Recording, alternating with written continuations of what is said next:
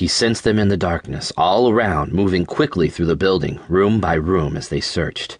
Every few minutes, the silence was broken by loud crashing sounds as they broke into another area. The clatter of broken wood scattering across rotten floorboards and cracked concrete, or the terrible, grief-stricken and desperate cries of those who had been found, their hiding places uncovered. He could hear the thud of boots sometimes echoing through the corridors, or the creaking of the building's very structure as it protested against the abuse. Centuries old and given to spontaneous collapse, the tenement buildings of the outer zone had ceased to be safe long before any of their current residents had been born. But the crumbling ruins were the only real shelter for many of the inhabitants of the zone, the only place to hide from the danger of the streets or the often unforgiving weather. Most of the dangers lay outside of the crumbling walls, things that wandered the streets at night that were far from human. But the hunting squads from the city traveled deep into the darkness of the buildings, seeking those who would avoid capture. Finally, the noise that everyone dreaded could be heard in the distance, the rising hum and the sharp, crackling buzz as a stun rifle was fired. Jack sat in silence, listening, willing his nerves to calm and his heart rate to slow. The sounds were getting closer now, and he knew they were in a nearby corridor, possibly just a few rooms away. He heard boots shuffling along the floor, and the crash of rubbish as it was kicked aside. The barrier that he had built outside provided no protection, was merely an inconvenience for the heavily armored troopers whose faces had never been seen, at least by anyone who remained to tell of them. Jack had never known where the raiding parties took the captured, for no one ever returned. There were always tales and rumors, of course, but no one that he had ever met had confirmed any of them. The corridors of the sprawling old building were littered with the junk and debris of decades, most of it useless and left there because there was nowhere else for it to go. But the trash also acted as a territorial marker, a sign of neighboring borders, of marked-out claims.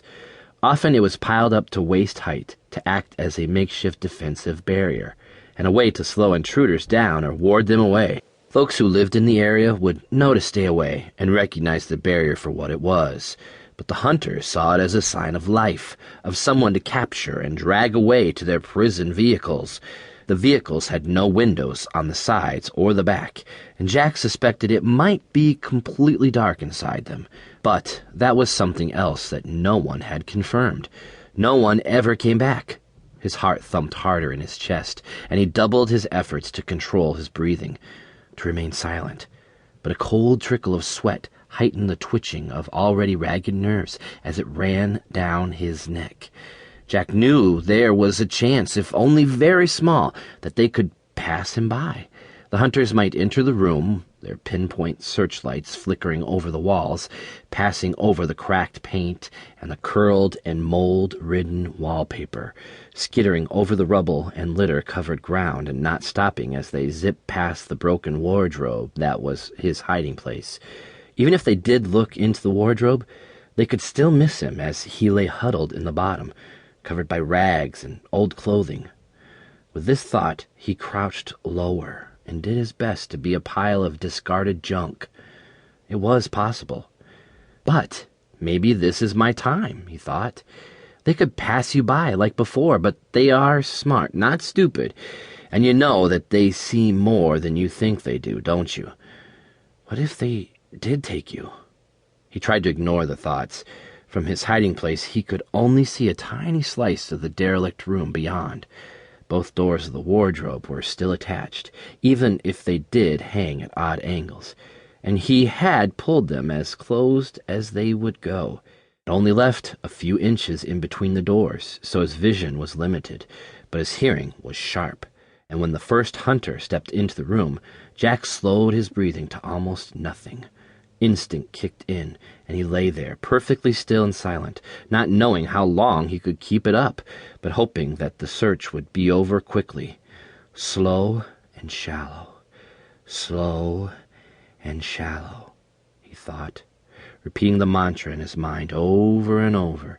If he could just keep this up long enough, and if he made no noise, they would go away, wouldn't they? to keep listening to this audiobook. I've left you a link in the description so you can do it, at no cost thanks to Audible's 30-day free trial.